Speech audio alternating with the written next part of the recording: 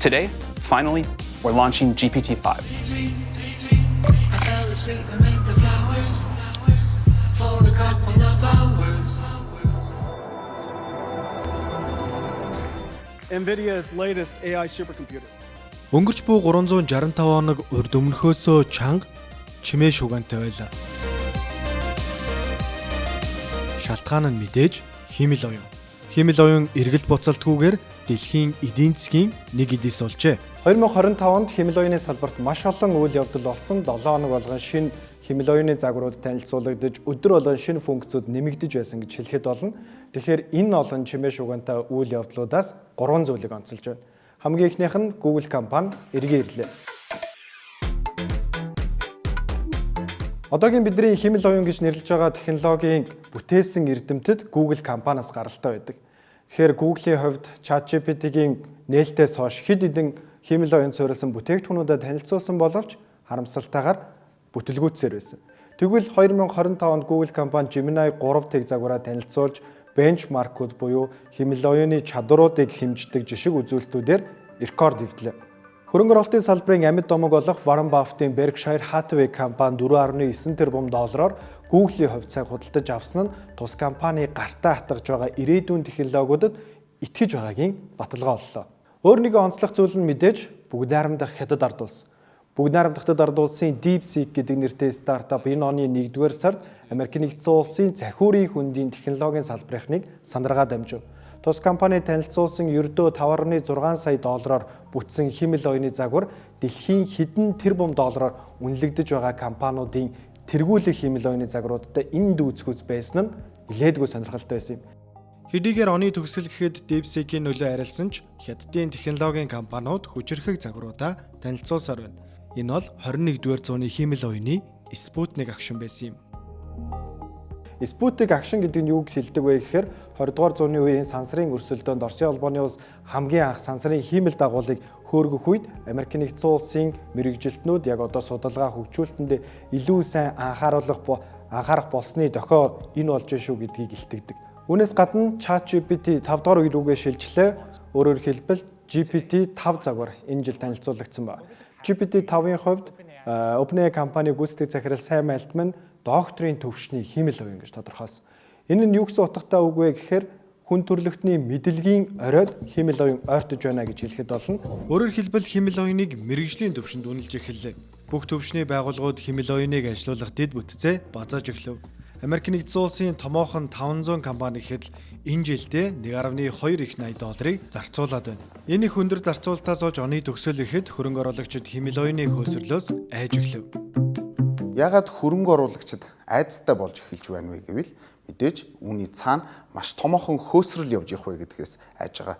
Энэ бол 2000 онд болсон интернетийн компаниудын дунд болсон .com bubble-тай холбоотойгоор яг энэ нөхцөл байдал өнөөдөр 2025 онд давтагдж гинүү да гэдэг үндсэн гол айдас явж байна. Учир нь технологийн компаниуд маш их хэмжээний зарцуулалтыг хийж байна. Эннийгээ дагаад хөрөнгө оруулагчид тийм их хэмжээний хөрөнгөө оруулж ийн гэсэн. Тэгвэл 2000 оныхоос юугаар ялгаатай юм гэх юм бол яг санхүүгийн тайлан буюу ашигт ажиллагааны нөхцөл байдал бол хамаагүй илүү байгаа.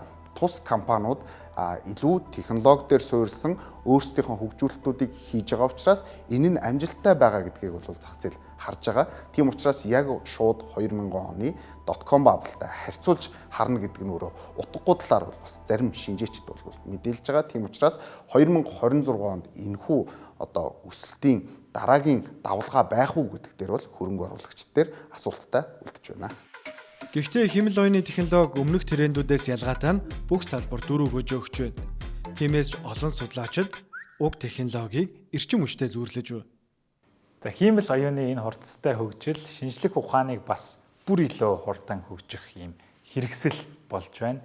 Одоо эрүүл мэндийн ангаах ухааны салбар руу орсноор хим биологи руу орсноор шинэ одоо эм бүтээгдэх хугацааг илүү түргэвчилж байна. За тэгээ бидний сайн мэдэх коронавигийн үеэр гарч ирсэн mRNA гэдэг одоо шинэ технологитой хамтраад бүр илүү олон өвчний одоо өвчний эсрэг юм вакцинууд маш ихээр бүтээгдэж байна. Тэгээ химийн салбар руу орвол одоо шинэ материал бүтээгдэх хурдыг ч гэсэн одоо AI-ийн тусламжтай илүү одоо амархан хийж болж байна. Физик рүү бас илүү одоо дата анализуудыг AI инструментайгаар бүр илүү л хурдан болгож байна. Дэлхийд дахинд байгууллагууд хэмэл оюуны өрсөлдөөнөөс айж байсан бол Pop соёлд эртний хүүхэл дэндүр зах зээлийг бужигнуулаад амжлаа. 2025 онд хүн төрөлхтнийг хамгийн сайн форматуулж, зарим талаараа донтуулж дийлсэн зүйл бол яхаа аргагүй Labubu байлаа. Яаж зүгээр нэг тоглоом Pop Mart-ийн цэвэр ашгийг 90% өсгөж, компанийхаа нийт зах зээлийн үнэлгээг $8 тэрбум давуулж чадсан бай. Шалтгааныг нь хэлж өгье. Labubu-гийн алдартай болоход нөлөөлсөн хамгийн чухал эрхэм бол Blackpink хамтлагийн Lisa байсан. I'm such a nerd. За түүний хувьд өөрийн Instagram хуудсанда Labubu-ныхаа цуглуулгыг хуваалцаж, тэрч бүхэл Deadline аялын тоглолтынхаа Лондон дахь тоглолт дээр өөрөө амьд Labubu болсон байх жишээтэй. За үүнийг trendsetter буюу тренд тодорхойлогч гэж нэрлэх бөгөөд түүний энэхүү пост зургуудын араас зөвхөн Тайланд улс дахь Pop Mart-ийн борлуулалт 400% өссөн байх жишээтэй. Тэгвэл үүнээс өөр яг ямар шалтгаанууд Labubu-г ийм алдартай болгосон бэ? Товчхондоо маш олон зүйлийн давцал байгаа. За нэгдүгээрт юу вэ гэвэл blind box. Blind box буюу яг дотор нь юу байгааг мэдэхгүй байхад бидний сониуч занг өдөөж цаашлаад бид хүссэн дүрээ олох юм бол тархинд дах допамин ялгаруулалтыг нэмэгдүүлдэг байна. Өөрөөр хэлбэл тэд бидний тархинд дах допамин ялгаруулалтын механизмыг маш оновчтой ашигласан гэсэн үг. Тэгээд дээрэс нь Labubu-н цуглуулга бүрдээ маш ховор буюу 144-т 1 таарах нууц дүрийг гаргадаг учраас энэ нь биднийг дахин худалдан авах шалтгаан болгодог байна. Хоёрдугаар Pop Mart компани зах зээлд цохиомол хомсдол үүсгэдэг. Бүтээгдэхүүнүүд нь маш цөөн тоогоор гарч маш хурдан дуусдаг. За энэ нь эргээд хэрэглэгчдэд FOMO буюу би үүнээс хоцорчих вэ гэсэн ийм сэтгэл зүйн айцыг төрүүлдэг байна. Мөн дээрэс нь resale market буюу хоёр дахь зах зээлийг бий болгож чаддаг. Энэ нь юу гэсэн үг вэ гэхээр тухайн хэрэглэгч анх дахь зах зээлээсээ $15-аас $20 тухайн Labubu-г худалдан авлаа гэж бодоход хэр ховор дүрвэ гэдгээс шалтгаалаад хоёр дахь зах зээлд $100-аас $500 хүртэл хүрдэг байна. Гуравдугаар шалтгаан нь түүний гадаад төрх ugly cute. Ив хавгүй харагдаж ч гэсэн хөөрдөм харагддаг энэхүү байдал нь. Энэ нь юуг илэрхийлэх вэ гэхээр Z болон альфа үеийнхний өөрийгөө илэрхийлэх, өвөрмөц байдлаар илэрхийлэх, би онцгой шүү гэдэг тэрхүү хүсэл хэрэгцээг нь 100% хангаж чадж байгаа гэсэн үг.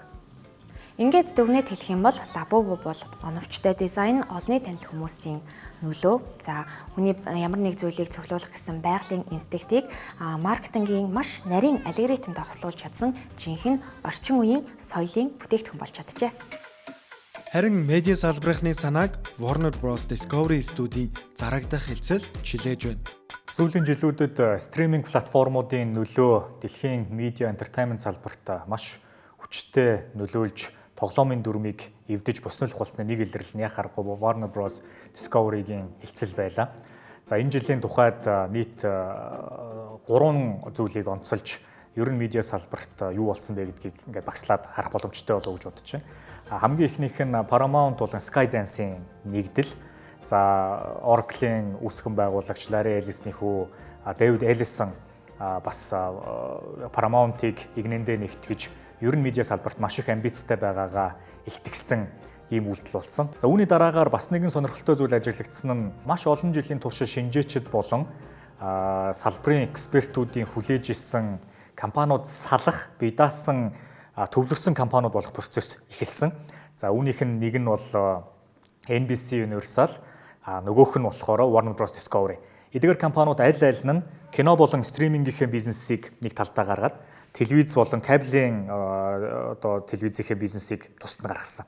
Өөрөөр хэлбэл өнгөрсөн хэдэн 10-ны туршид медиа компаниудын орлогын гол их үүсвэрийг бүрдүүлж исэн телевиз болон кабелийн телевизийн нэгж өөрөө стриминг болон кино бүтээх энэ студийн бизнес дараа болж бас яг энэ бизнес орлого болон зардлынхаа хувьд бас арай өөрөөр ажиллахгүй болохгүй болсон юм байна гэдгийг илэрхийлсэн нэг юм үйлдэл болсон. Яах аргагүй өнгөрсөн хэдэн сарын туршид энэ салбарыг донслогсон хамгийн томоохон үйл явдал байлаа. Энэ бол Warner Bros Discovery зарагдаж Netflix-тэй нэгдэх хэлцэлд хүрсэн нь байсан. За Netflix бол яах аргагүй стриминг платформууд дундаас хэрэглэгчдийн тоогоорооч тэр орлогынхон тоогоорооч тэр бусад шагнал хүртэж байгаа байдал хэрэглэгчдийн тоо нэр хүнд дээрээ бол нэгдүгээрт бичигдэж байгаа юм энэ салбарын мөс зүсгч нь. За тийм чухам тэд нар амжилттай байсан учраас Disney хүртэл, NBC Universal хүртэл, Paramount хүртэл өөрсдөө стриминг платформтой болж яг энэ салбар дээр одоо зөвхөн кино театраар дамжиж кино явах албагүй юм байна. Стриминг платформ байгаа юм байна. Зөвхөн телевизүүдээр шоу явуулдаг юм байна. Стриминг платформудаар ч гэсэн байж болд юм байна. A-level-ийн одууд бас кино театрт гардаг кинон тоглолт юм байна. Гэхдээ телевизийн сурлаач бас гарч болд юм байна гэдэг ийм тоглоомын дүрмүүдийг өөрчилсөн. Нөгөө талаас бид нар урд өмнө ер нь нэг хэдүүлэн харагдаж байгаагүй үнийн дайныг бас эндээс харж байна. Хамгийн ихэнд дурдсан Paramount-ыг худалдаж авсан David Ellison одоо болон Paramount Skydance-ийн нэгдэл бол Warner Bros Discovery-г худалдаж авах одоо маш ийм агрессив дайралтыг хийж Netflix-ийн өгсөн саналаас бараг 20%-аар илүү үнийн саналыг өгч за ашиг өгсөн бас нэлээд онцлог. Урд өмнө бол төдийлөн харагдаагүй. Ер нь зөвхөн медиа гэлтгүү бус салбаруудад ч гэсэн төдийлөн харагддаггүй ийм үйл явдал байлаа. За Paramount-ийн хувьд ялангуяа David Ellison-ийн хувьд бол энэ хилцэлтэй CNN зэрэг одоо энэ CNN, TNT, Cartoon Network зэрэг телевизийн брэндүүдийг бас нэгтгэж худалдаж авах сонирхолтой байгааг илэрхийлсэн нь Америкийн медиа, ер нь дэлхийн медиагийн нэг баруун зүүн гэж ялгагддаг энэ мэдээний урсгалыг илүү консерватив хэлбэр рүү шилжүүлэх бас юм томоохон оролдлогуудын нэг боллоо гэж харж байгаа. David Ellison, Larry Ellison бол ялангуяа одоо бүгд найрамдах нам буюу одоо Donald Trump-ийн маш том одоо дэмжигчдийн нэг талынхан хүмүүсийн нэг.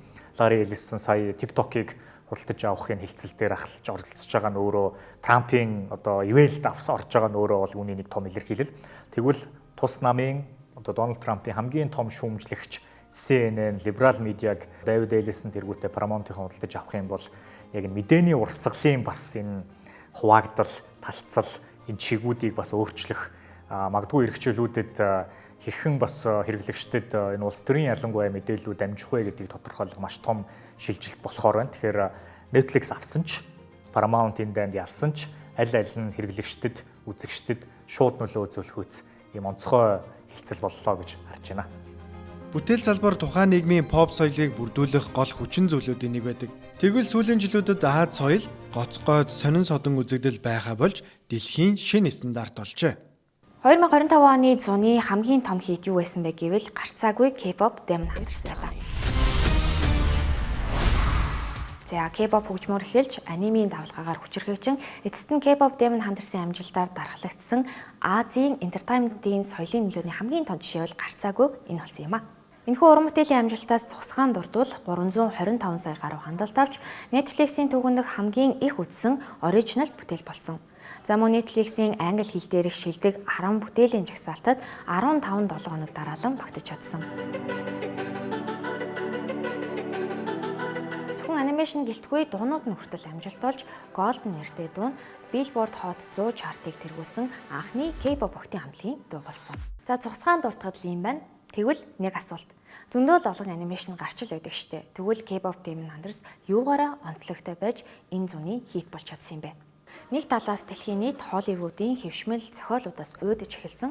За үүнийг батлах нэгэн тоо баримт бол 2024 онд Америк нэгдсэн улсын Netflix хэрэглэгчдийн 60% нь ямар нэгэн гадаад хэл дээр буюу англи хэлээс бусад хэл дээрх контентыг үзсэн байгаа юм. Нөгөө талаас Азийн соёлыг экзотик буюу сонин содон гэж хүлээж авдаг гэсэн бол яг энэ цаг мөчид мейнстрим гэж хүлээж авч байгаагийн хамгийн тод жишээ энэ болж байна. За үүнд зөвхөн K-pop дуу хөгжмөөс гадна Японы аним, за мөн Хятадын сүүлийн үед эрчтэй хөгжиж байгаа тоглоомын салбарыг бас дурдахгүй өнгөрч болохгүй. Бүр том зургаар нь авч үзвэл K-pop Demon Hunters бол зөвхөн кино биш, за харин олон суугаар орлого олох боломжтой оюуны өмч болж байгаа юм. Өөрөөр хэлбэл орчин үеийн entertainment салбарт трансмедиа storytelling буюу нэг зохиолыг олон төрлийн платформд хуурах замаар ашиг орлогоо хэд дахин нуулах стратеги хүчээ авч байгаа гэсэн үг. Дүгнэлт хэлэх юм бол K-pop Demon Hunters бол барууны өндөр технологи санхүүгийн хүчийг Азийн бүтээл сэтгэлгээ фэндомтой хослуулж чадсан ирээдүйн контентын загвар. Тэмч учраас бид цаашид ийм төрлийн хайбрид бүтээлүүдийг илүү олон харах болно. Байрны бодолоос эхэлсэн Монгол залуучууд аль хэдийнэ дэлхийн өргөлд хүрч чаджээ. За 2025 оны цахим спорт болон видео тоглоомын хамгийн онцлог үйл явдлуудыг та бүхэнтэй танилцуулъя. За нэгдүгээрт нь бол гарцаагүй The Mongols баг мөс хагалж мажорт монголчууд ойрцоор байна. За тодруулах юм бол энэ жилийн цахим спортын хамгийн онцлог үйл явдлууд бол Counter Strike-ийн Mongols багийн эргэн тойронд өрнөлөө. Тэд бол 2 удаагийн мажор буюу дэлхийн аваргын тэмцээнд оролцож Остны мажорт 2 дугаар байр эзэлсэн юм түүхэн амжилтыг гаргасан байна.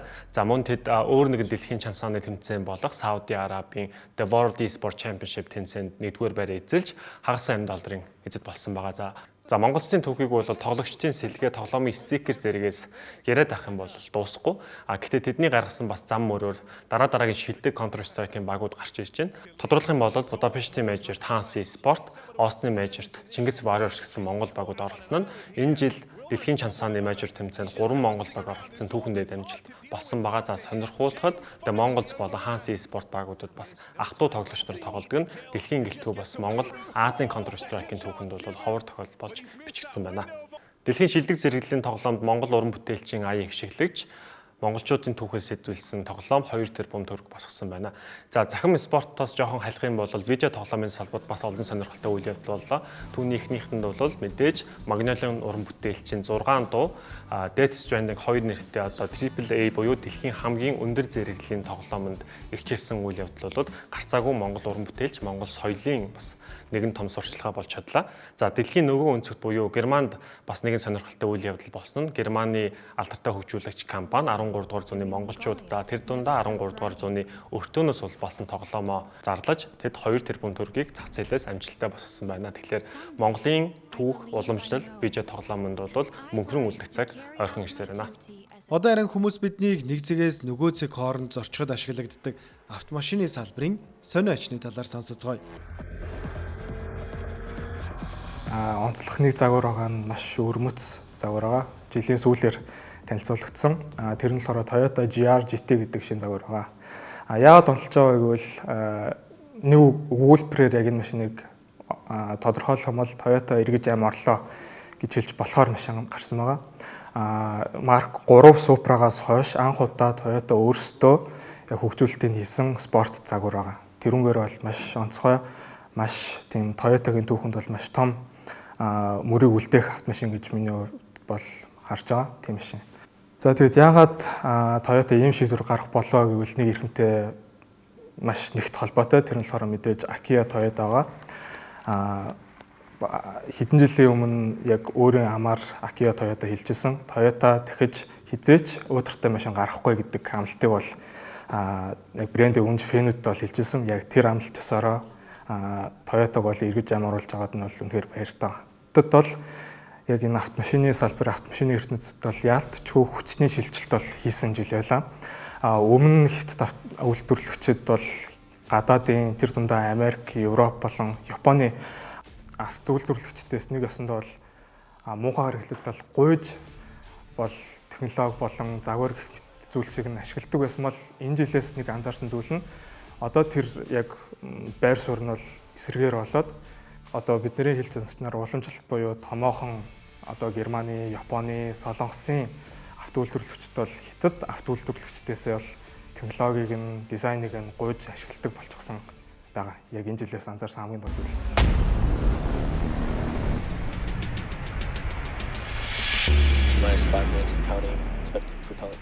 Сансарын салбарт энэ жил юу болов гэдээ харах юм бол бүр нэг тийм олныг амарсан юм шуугантай үйл явдал болоогүй ч гэсэн сансрын салбарыг хурдтай өөрөөсөө хурдан алдалгүй ирчтэй одоо хөгжсөн хിവэрэ байгаа. За жишээлбэл одоо хамгийн том тоглогчийн салбарын хамгийн том тоглогч бол SpaceX байгаа. SpaceX-ийн Starship гэж биднийг одоо сарлуу тэгээд ангаралуу авч явах гэдэг хөлгийн хөгжүүлэлт маш эрчимтэй хийгдлээ. Бүр одоо 2 дахь генерашны Block 2 гэдэг ийм шин төрлийн бүр илүү хүчрхэг мотортой сайжруулсан Raptor мотортой бүр илүү даацтай ийм хөлгүүдийн туршилт бол энэ жил эрчимтэй хийгдлээ. За нэг тал дээр энэ шин технологи хөгжижийн сацуу нөгөө хуучин Falcon 9 гэдэг пуужин бол сансрын салбарыг ер нь бол авч явлаа. Америкийн сансрын хөргөлтийн 90%-ийг бол Falcon 9-оор хийж гин. Дэлхийн сансар руу гарч байгаа пуужин 3 пуужин тутмын 2-ыг Falcon 9-оор одоо хөргөж байна. Шинжлэх ухааны сансрын одоо судалгааны хиймэл дагуулуудыг ч гэсэн ер нь бол дандаа Falcon 9-оор хөргөж гин. Ер нь бол энэ жил рекордо бүх цаг үеийнхээ рекордыг эвдсэн төлөвтэй байна. Нөгөө тэгүр шинэ өрсөлдөгч илүү хүчтэй Blue Origin бүр илүү хүчтэй юм шинэ хүзэр тавьсан нь New Glenn гэдэг том оврын ийм пуужинг одоо амжилттай хөргснөөр SpaceX-тэй өрсөлдөх бас нэг юм том үйл явдал боллоо. За тэгээд NASA-гийн хувьд бол сарлуу одоо хүн буулгах хөтөлбөрөө бас эрчимтэйгээр явуулсаар байгаа. Гэхдээ энэ оны сүүлээр гэж төлөвлөгдөжсэн бол тэр нэрээ хойшлоод эх он руу хойшлогдож байна. Эх он ямар ч тач сарлуу хүн явуулна. Гэхдээ буулгах нь бол тэрний дараагийн жилээс болох байх. За сансартай холбоотой магадгүй энэ жил хамгийн их мэдээгээр гарсан хамгийн их одоо дурддагдсан зүйл бол 3i Atlas гэдэг одод хоорондын объект байх. Харийн хөлөг одоо ойртож байна. Манай дэлхий рүү манай дэлхийг судлах гад хойноо ийм туршуулын тагнуулын дронууд үлдээх гэдэг гэдэг юм уу. Харвардын профессор Avi Loeb гэдэг эрдэмтэн хүн бүр тэгж хүчтэй аргумент гаргаж ирсэн учраас ч тэр медиагаар их шугсан. За энэ нь бол гэхдээ харийн бит биш болж таарсан зүгээр нэг юм сүулт од маягийн гэхдээ одод хоорондын огт руугаас ирсэн дайран өнгөрсөн нэг юм бит байж таарсан. Энэ нь гэхдээ бидэрт ямар сургамжийг өгсөн бэ гэхээр эрдэмтэн хүн хүртэл одоо худлаа аргумент гаргаж болно. Тэр нь олон нийтийг яаж төөрөгдүүлж, медиаг яаж шуугуулж болох вэ гэдгийг бол бидэрт харууллаа. Гэхдээ та бүхэн маш анхааралтай ажигласан бол энд бол ер нь бол тэр нухацтай сэтгэлгээ, тэр хандлага маш чухал байсан. Албан ёсны институтууд бол энэ дээр ямар сэтгэл хөдлөлөөр хандаагүй. Ерөнхий энэ бол байдгал зүйлээ тэгж догтлуулах зүйл биш ээ гэдэг тайлбаруудыг хийсээр л байсан. Гэхдээ олон нийт яг нэг таалагдах худлыг сонгох буюу одоо тэр Харвардын профессорын үгийг илүүтэй сонсож ч юм уу ер нь бол нэг бүхэл бүтэн бараг нэг бүлэг нэг юм community үүссэн байсан. Энэ бол гэхдээ мэдээж яг ийм сенсацтай мэдээ болгон дээр харагддаг зүйл. Гэхдээ сайн шинжлэх ухаан гэдэг бол яг ийм нэг эрдэмтний нэг профессорын ч юм уу нэг мундаг хүний үгээр биш ерөнхий ийм олонхийн ийм консенсусаар явд юм а гэдгийг бол дахин нэг бидэрт харуулсан ийм сургамжтай үйл явдал боллоо. 2025 онд хөрөнгийн зах зээлд чимээ шуган ихтэй байлаа. Алт, биткойн, мөнгө, голлох индексүүд бүх цаг үеийн дээд ханшаа хэд удаа шинжиллээ. Саяны бидний дурддаг алт, мөнгө, зис яагаад өнөөдөр хүчтэй өсөлтийг үзүүлээд байна гэвэл мэдээж үүний цаана хөрөнгө оруулагчдын айдас ногдож байгаа. Энэхүү айдас нь илүү safe haven гэж хэлдэг бүтээгдэхүүнүүд рүү шилжиж байгаа буюу өөрсдийнхөө мөнгийг илүү найдвартай урт хугацаанд хадгалах бүтээгдэхүүнүүд рүү шилжиж гин гэж ойлгож болно. Яагаад ийм нөхцөл бүрдэж гин гэвэл мэдээж үүний цаана Америк нэгдсэн улс түүний өр явж байгаа. Америк нэгдсэн улсын өр яг өнөөдрийн байдлаар бол 38.5 их найд ам долларын үнэлгээнд хүрчихсэн байж байгаа. Энэ нь нэг өдөрт гэхэд 6 тэрбум ам доллараар нэмэгдэж гин гэсэн юм тон статистик мэдээлэл харагдаж байна. Тийм учраас хөрөнгө оруулагчид илүү их айдас давтаж байгаа. Гисэн хэдий ч нөгөө талаасаа бол холбооны нөөцийн сан буюу Төв банк бол мөнгөний нийлүүлэх бодлогыг үргэлжлүүлэн хэрэглэсээр байгаамаа. Энэ үед хамгийн том эрсдэл юун дээр үүсдэг вэ гэвэл мэдээж инфляц. Инфляцийн нөхцөл байдал бол яг өнөөдөр Америк нэгдсэн улс өөрсдийнхөө хяналтанд бүрэн авсан гэж хэлж байгаа буюу 2.7% байгаа нь энэхүү мөнгөний тэлэх бодлого амжилттай хэрэгжиж байгаа гэдгийг бол харуулсан ийм үйл явдлаа гэж ойлгож байна. 2025 оны байдлаар харахад Америк нэгдсэн улс бусад орнуудтай тарифын асуудлыг гаргаж тавьсан. Тэгэхээр энэхүү тариф нь өөрөө бусад орнуудад үйлдвэрлэдэг бараа бүтээгдэхүүнүүдийг дотооддоо үйлдвэрлэх үндсэн гол зорилготой байсан. Энэний цаана долларын индекс буюу долларын үнэлгээг унах одоо эрсдлээс хамгаалахын тулд гэж ойлгож байна. Тийм учраас улс орнууд дээр маш томоохон өндөр одоо тариф тавьж байгаа. Тэр тариф нь эргээд Америк нэгдсэн улсад эргээр нөлөөлөл болж ийн гэж харж болохоор байна. Холбооны нөөцийн сангаас ямар үйл ажиллагааг хийх ёстой вэ гэвэл бодлогын хөв бууруулах. Бодлогын хөв буурах тусам зах зээл рүү илүү их хэмжээний мөнгөн урсгал орох буюу зах зээлийг тэлэх процесс эхэлдэг. Тэгэхээр 2025 оны байдлаар 2-3 удаагийн энэхүү бодлогын хөв бууруулсан явдал нь зах зээлийг илүү тэлэх одоо үндсэн гол шалтгаан боллоо гэж харж байна. 2025 онд анхны хүнд дүрс робот зарагдаж эхэллээ.